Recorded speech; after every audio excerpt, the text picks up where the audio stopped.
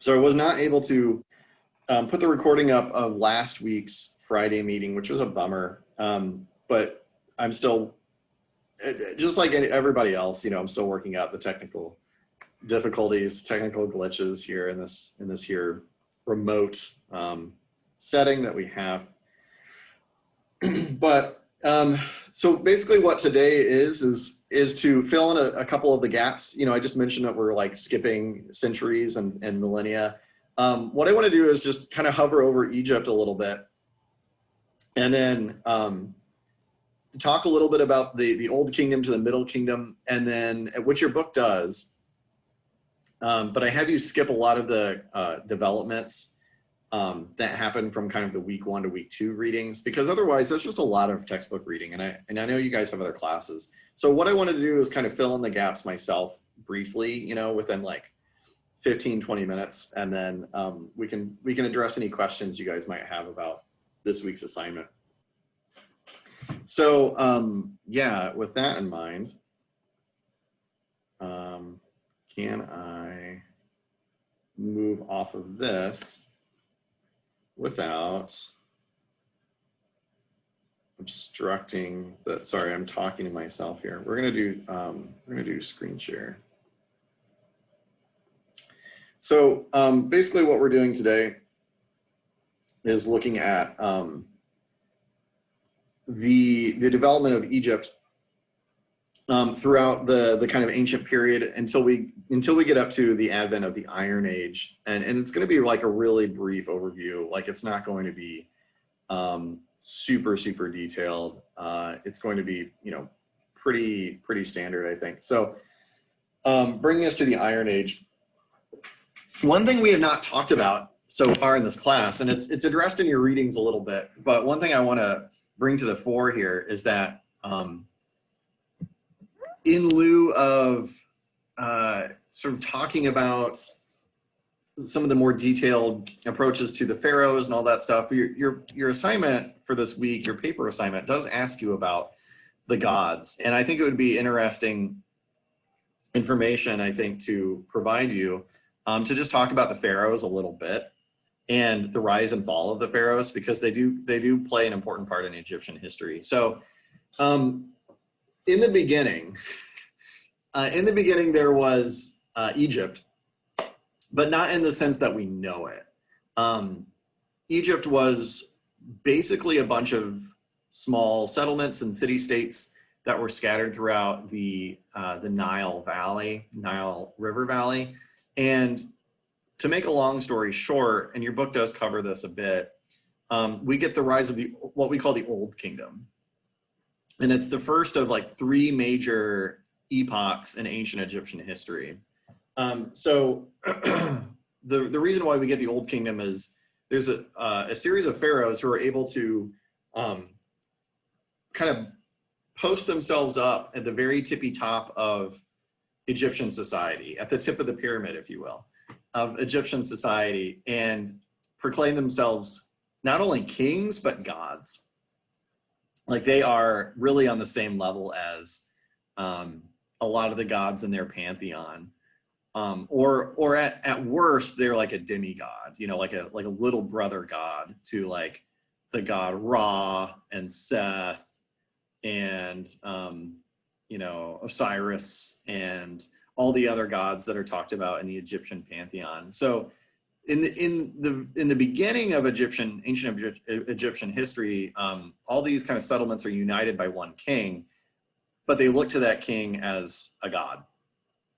And the reason why we're able to see these crazy wonders of the world pop up in the ancient period is when these kind of kings become gods to their people, they require some demonstration of that godhood. Like obviously these pharaohs are just running around and they're just guys, but they're like, what would be cool is if I had this giant monument dedicated to myself, to demonstrate that, no mortal being can organize the construction of like this ginormous pyramid or a ginormous statue of myself or something. So So what I'm going to do is I'm going to pay a bunch of people. And we do know that for the most part, you know, the pyramids in Giza, the Sphinx, these were works that are constructed by paid laborers. They weren't built by slaves. We have some recent archaeological evidence to support this idea. So anyway, they undertake these massive building projects, and the point of it largely is to point to and reinforce the godhood of the pharaohs. What's interesting is you could have female pharaohs, and this happened from time to time, which is pretty cool. But for the most part, it's men. And it starts with the step pyramid. The latter part of your readings from last week does a really good job of talking about constructing the first step pyramid and how this is kind of an architectural revolution in some ways. You know, instead of just building a box, you know, like that's like a one-story house, like, and that's your building. We have this idea of like making this like big base from which to set like ever smaller layers up on top in a pyramid shape. And that way you can build pretty tall buildings that still have structural integrity to them. And they get more and more ornate. I don't know if anyone plays Minecraft, you know, in here or has played Minecraft, but like you start out with like basic, you know, you build like a box basically as your first shelter, and then you can get ever more ornate, you know. Like, anyway, I have an 8-year-old and he plays Minecraft, so I know all these things. So we eventually get to the Giza pyramids, which you see here. They had a kind of it wasn't just stone. I mean, it's stone as the foundation, it's stone as the kind of building blocks that go all the way up. But it was more ornate than it is now. A lot of the veneer has been stripped away and has eroded over the course of thousands of years that this thing has been around. It used to be tipped with gold. Like there used to be gold at the very tippy top of the Pyramid of Giza. Not so anymore. But anyway, and then we get the Sphinx. So basically these are work projects meant to honor the pharaohs, but also honor them as gods, because they're not just kings, they're gods among us. And so a big reason that we know this is there's a lot of ancient Egyptian writings that have survived. And this is kind of crazy that we have writings from thousands of years ago. Because honestly, like normal paper doesn't really even last that long. But one of the things that the Egyptians did also is they invented papyrus, which is the first kind of, we can call it paper, I guess.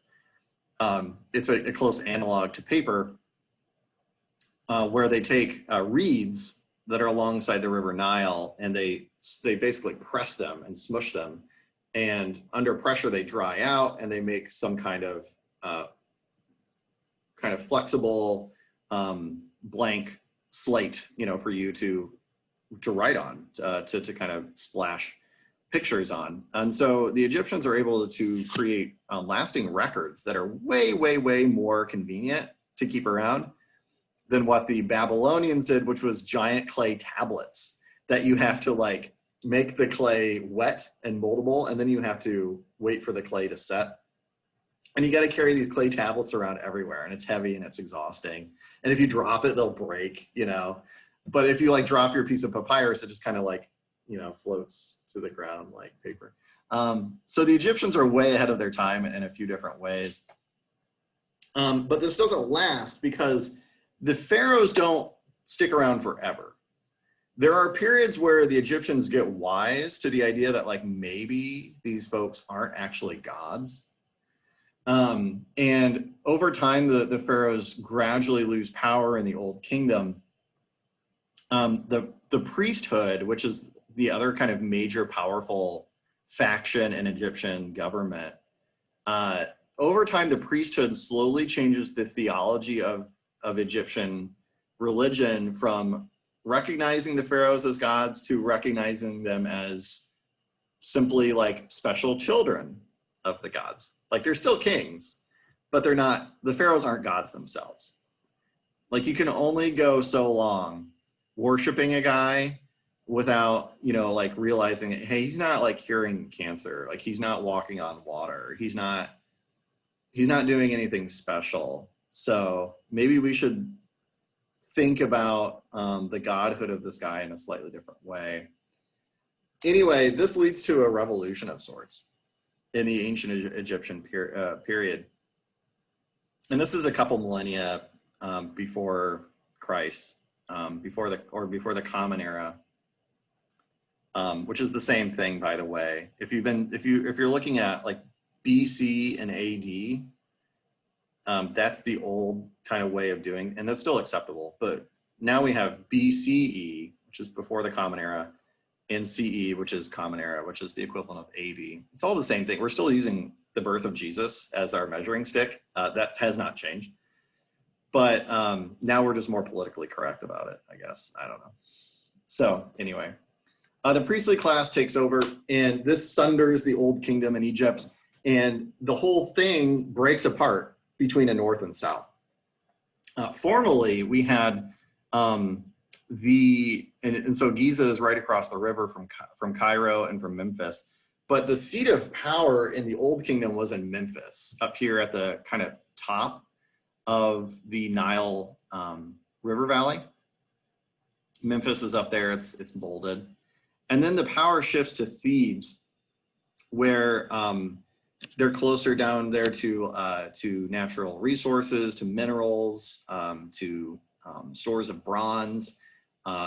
Upper Egypt, the people down there make allies with some neighboring tribes down south, the Nubians and things like that. So we basically see a split of the consolidated Egyptian kingdom. And this is going to happen time and time again, where we'll have like a united kingdom in Egypt, and then it'll fall apart, and then it'll reunite, and then it'll fall apart, right? And that's pretty much true of a lot of these ancient empires. I won't be talking about like, I won't be talking about the Mesopotamians much, the Hittites and the Babylonians and we'll get to the Persians next week, but this is kind of a cycle that happens, every couple hundred years or so, we get a new king or a new god to worship or something like that. So we get to the Middle Kingdom, and that's reunifying the entire kit and caboodle under the kings of Thebes. They reestablish themselves as gods on earth. We're bringing back the pharaohs 2.0, and it's essentially the same thing. But what's happened by the time we get to the Middle Kingdom, so a couple millennia before Christ, what's happened by then is the rest of the ancient world has gotten pretty busy, where we see the rise of Babylon by now. We see the rise of kingdoms around the Eastern Mediterranean Sea. We'll talk about the Mycenaeans in just a little bit. And Egypt starts making friends and alliances and enemies with a lot of these other kingdoms. So when in the beginning, these ancient civilizations were more or less siloed independently of each other.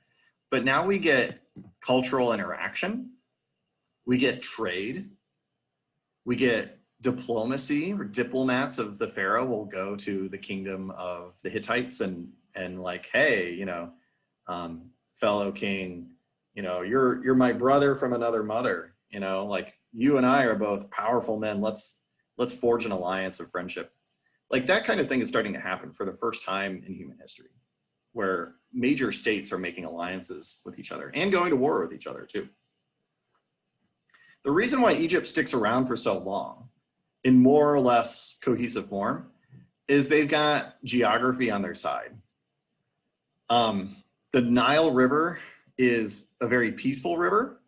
It floods predictably at the same time almost every single year.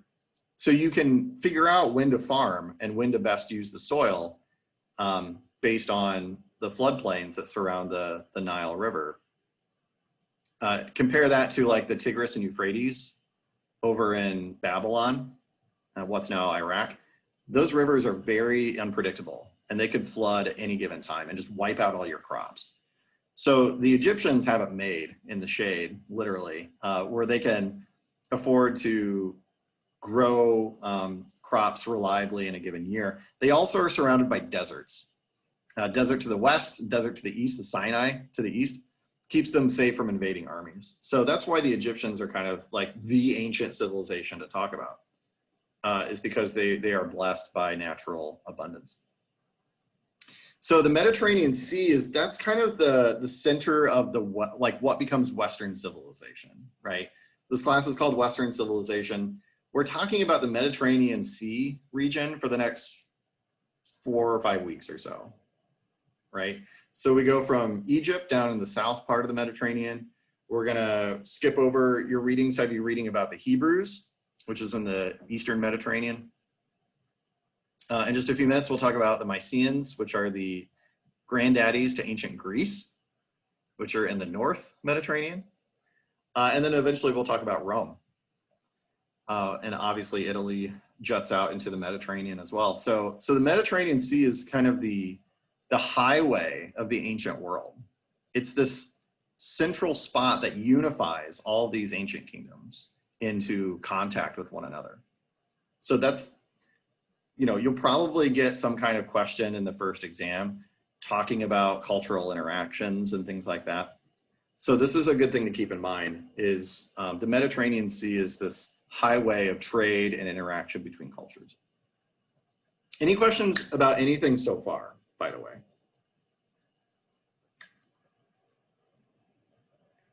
If so, just jump in. Just jump in and interrupt me at any given point too. That's fine. I don't mind.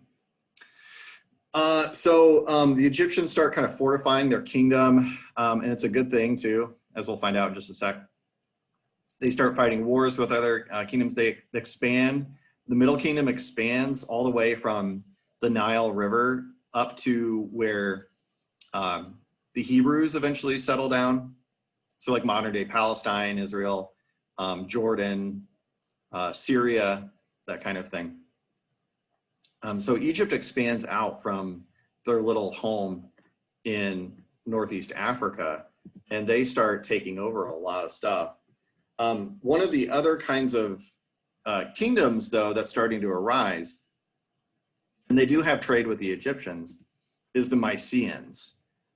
They're the granddaddies to ancient Greece. Like by the time we get to Athens and Sparta next week, these guys are laying the groundwork.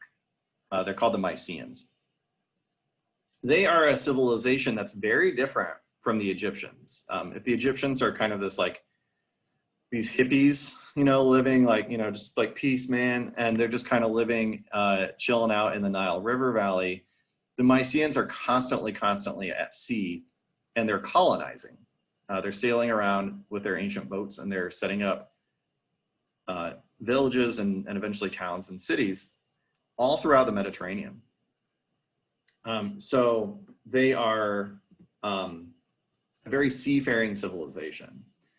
What they do is they set up a thalassocracy, which is essentially an empire of the sea. This is your college word for the day. You're not going to be really like, this is not something you have to memorize, but that would be fun. But a thalassocracy is an empire of the ocean, or the empire of the sea. The British Empire later does this, way after this. But the Mycenaeans are the first to really do it. And we think of these ancient people as like, folks who just invented the wheel or figured out how to like make fire, and like they don't have alphabets yet, so they must be pretty stupid. And it couldn't be further.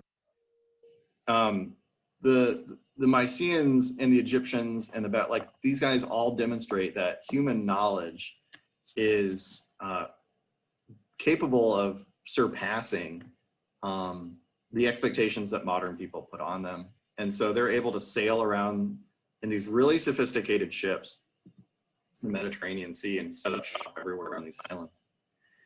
So this is where we start to get the beginning of the Greek pantheon, gods like Zeus and Poseidon, the god of the sea, his trident and all that stuff.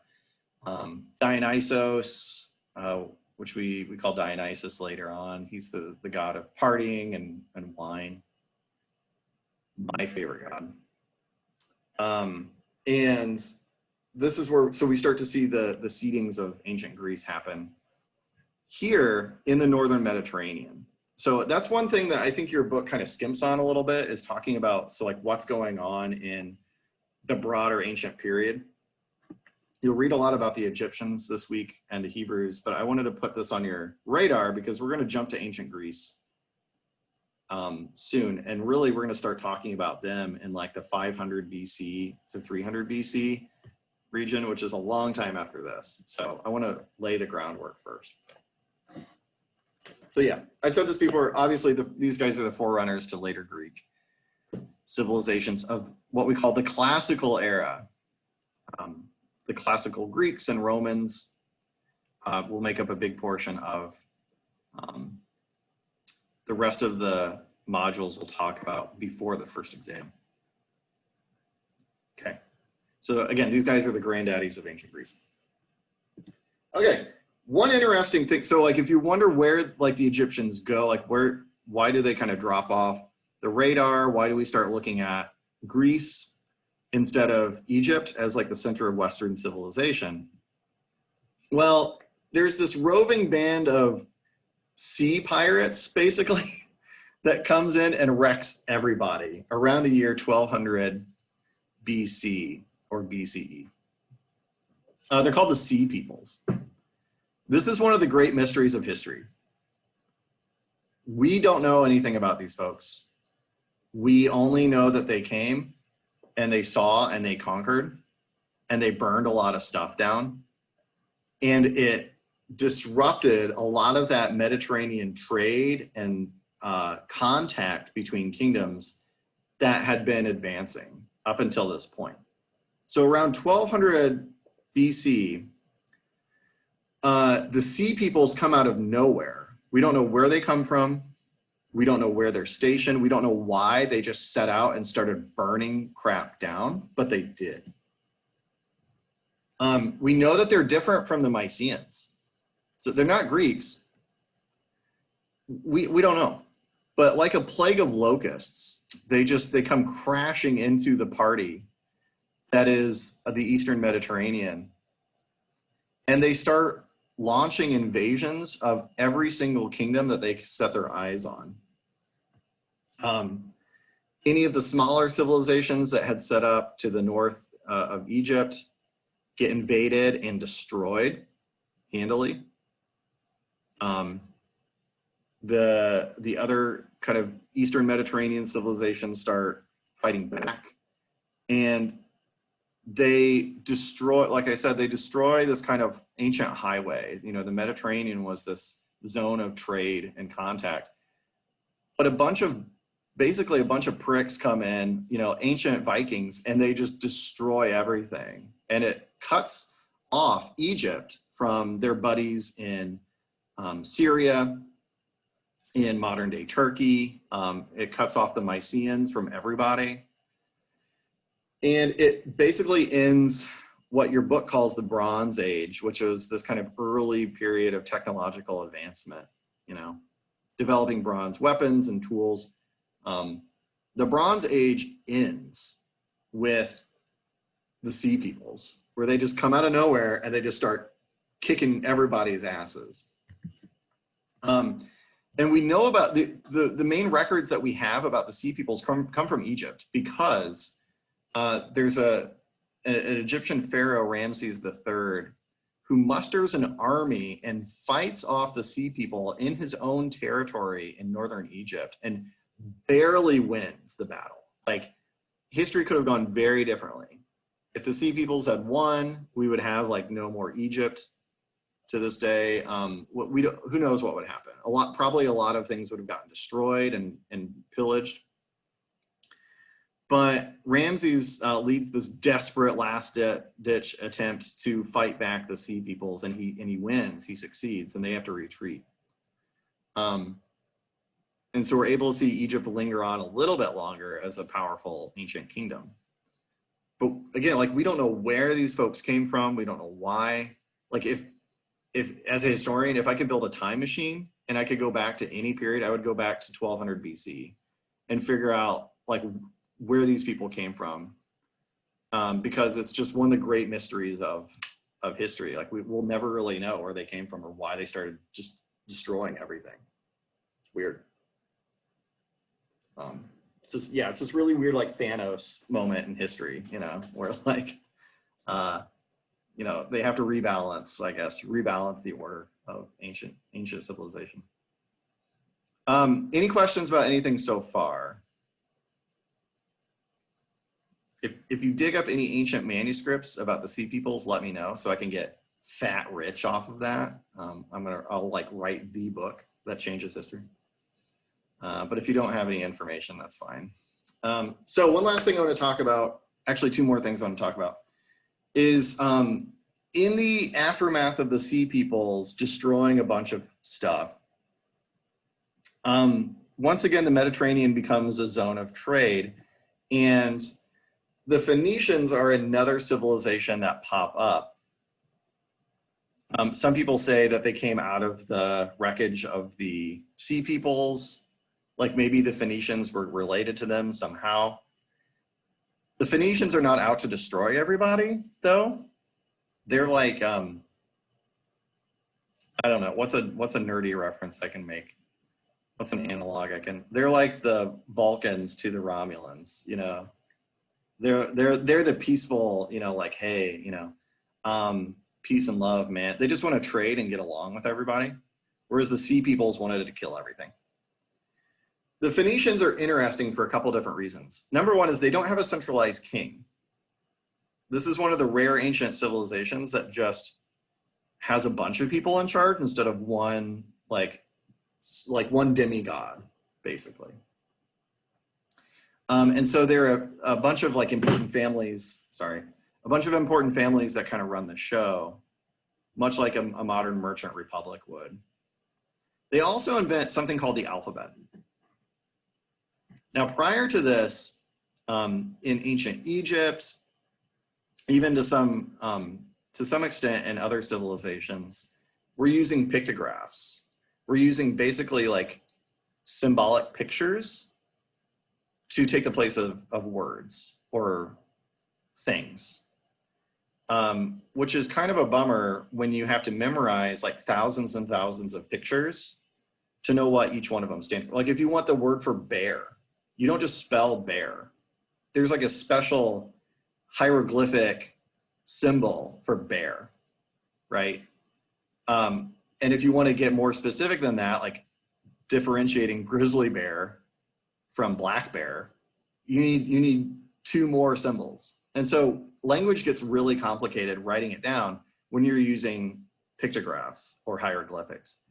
When the Phoenicians come, they invent something brand new called an alphabet, where instead of having pictures for every single word in our language, instead we have a series of letters, like symbols and other ways, that mimic sounds. And so if you want to say bear, you just spell out bear. Like you have like the word, the letter for B, and then whatever vowel, and then an R. Like it's that easy. And you can rearrange, you can shuffle these letters and make different words, and it's super efficient. So the Phoenicians, that's why we talk about phonetics sometimes, or phonics, is it comes from the Phoenician, that's the root word for the Phoenicians, is they phonetically spelled out their language in an alphabet. And it changes human civilization forever. It makes writings so much simpler and so much easier and more efficient in the West. In the East, I mean, East Asian civilizations still use pictographs to this day, right? Chinese, like Mandarin, Japanese, Korean, Vietnamese, they all use pictographs. And it's kind of clunky and inefficient, especially in the computer age. And they have to kind of wrestle with this still. But in the West, things become much more efficient. So writing becomes, especially when you couple it with Egyptian papyrus, and the Egyptians did like mass manufacture papyrus, and that's one of the things that they sold on the free market in the Mediterranean. They sold papyrus to other civilizations so they could write stuff down too. So you couple the alphabet with papyrus, and all of a sudden you can start making books. You can start making written records of things that are really important to you, like stories or trade or, you know, balance sheet, like basically Excel sheets. You know, people start keeping track of their money really easily, stuff like that. Okay, last thing I want to say is this all ushers in a new age of human civilization, at least in the West. The collapse of the Bronze Age, the rise of the Phoenicians, the spreading of the alphabet, and the invention of iron leads to what we call the Iron Age. And that's the last period in ancient history. We go from the Stone Age to the Bronze Age to the Iron Age. And by the time we get to the Iron Age, trade and contact has resumed throughout the ancient world. We start to get the rise of civilizations in the North Mediterranean where things are a bit more peaceful, like Greece. And the whole reason iron came about was because there was a giant international bronze trade that had happened before the Sea Peoples arrived, where Egyptians and other people were digging up bronze and trading it with each other, and everything was made out of bronze, or well, copper, I should say. But then people have to find their own like local mineral deposits after trade gets shut down because the Sea Peoples destroyed everything. And so they start smelting iron because iron is actually more plentiful and readily available. You just have to heat things to a higher temperature to melt down iron. So it turns out that iron is even better than bronze in a lot of ways. You can make stronger weapons that don't break as easily. You can make stronger shields. Bronze is made by the smelting of copper and tin, so you need 2 ingredients. With iron, you only need 1. You only need iron. And if you superheat iron to like a really, really high temperature, you can make steel. And I think we think maybe as steel as being like a modern thing, like steel is stuff that like cars and skyscrapers are made out of. Steel has been around since the ancient period. It's just not too many people knew how to make it because it's a long process. And you have to have like a really specialized forge to heat up iron. You heat up iron twice, basically. And you get out all the impurities and that makes steel. And steel is great because steel doesn't rust like bronze and iron does. Steel keeps a harder edge for longer. And in some cases, it can be more lightweight than just regular old iron. So we get the Iron Age, and that makes things even more efficient in terms of tools. Weapons become even deadlier. And we get a whole new version of Western civilization where iron is the primary source of raw materials for making weapons and other tools and stuff. And more people are using iron implements than ever before during the Bronze Age. Okay, so I know that's a lot. That's a lot to take in all at once. But yeah, I wanted to connect for you, the kind of ending of the ancient period and the beginning of the classical age, because we're going to start talking about Greece next week. For now, what I want you guys to focus on is, how people thought about the divine, how they thought about godhood and things like that, and how women were treated in the ancient period. This is, of course, your writing assignment for Friday. Does anyone have any questions relating to that before we go for the day? I have a question, sort of, but it's not related to that, not to the assignment. Okay. So my question goes back to the Sea People. So I know you can't answer anything about the Sea People themselves, probably, but so I heard somewhere that the Chinese had documented some form of famine and some form of like ash, like a volcanic eruption around the same time the Sea People were raiding. Okay. And I heard some people said that perhaps the volcanic eruption caused famines that led to the Sea People wanting to need a raid for resources. Yeah, they had to pull up stakes and go invade somewhere else because their home got blown up. I don't know. I was just wondering if you could be. I'd not heard about the Chinese side of things. Oh yeah. That could very well be. I mean, I don't know. I again, like I wish I had a time machine so I could go back and get rich off of, writing the book about these guys, because Yeah, definitely. that's interesting. Anyone have any other questions about the material or the paper assignment? For this first one, are we just supposed to use the 2 primary sources from last week, or do the ones this week tie into it too? The ones from this week also. So you want to use the 2 from last week and the 3 that we're reading this week. And that collection of 5 documents makes your evidence base from which to draw upon when writing a paper. Thanks. Yeah, good question. Yeah. And that's gonna be the common theme too, is like, because we're gonna be doing one of these things every 2 weeks. And so you'll be drawing on, 2 weeks of material for every single assignment. Same thing with the quizzes too. Like we'll have a quiz for next Friday, and you'll be quizzed on this week's readings and next week's readings. So yeah, you're always going to be looking at 2 weeks of material for either the quiz or the essays. Good question. So our sources, I know we have to use the sources from the perspectives of the past, but Yeah. Is that the primary or only source we use, or can we also use the textbooks or the notes? You can use the textbook to provide background if you want. If there's like a document that, is alongside your readings and it's inside the textbook, if there's a document, that they mention in there, that's fair game as well. But what I'm envisioning is, for the most part, you're going to be drawing your evidence from the historical documents.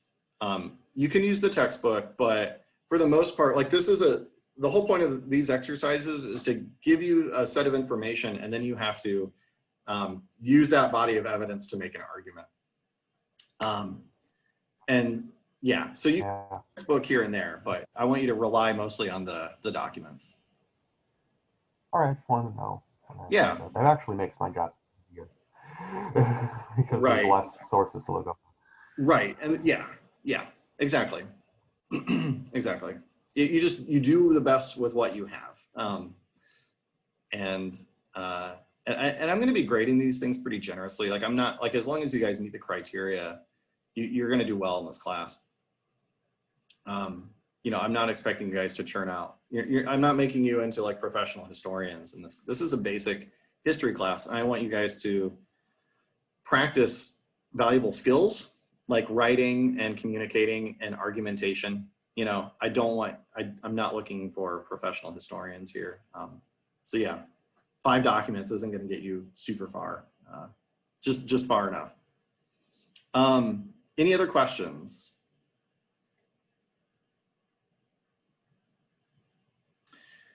Okay. Well, if you think of anything, let me know either by email, or you can stop in during office hours. So I reorganized the Blackboard site a little bit. There, under the instructor information tab, you're going to have stable Zoom links that you can use every single week. I'll be having office hours after our class on Tuesdays and Fridays. So from 11 o'clock to noon, you can hop on the computer and ask me anything. Also Wednesday mornings from 9 to 12. So look out for those. I'm also going to be posting this recording on a Blackboard. I'll have like dedicated folders each week for Zoom stuff. So like look under the Zoom folder each week and you'll find the link to these meetings, and you'll also find the recordings of these meetings as well. All right, that's it. Thanks, guys. I hope you have a good Tuesday, and I'll see you on Friday if that's your thing. All right, take care.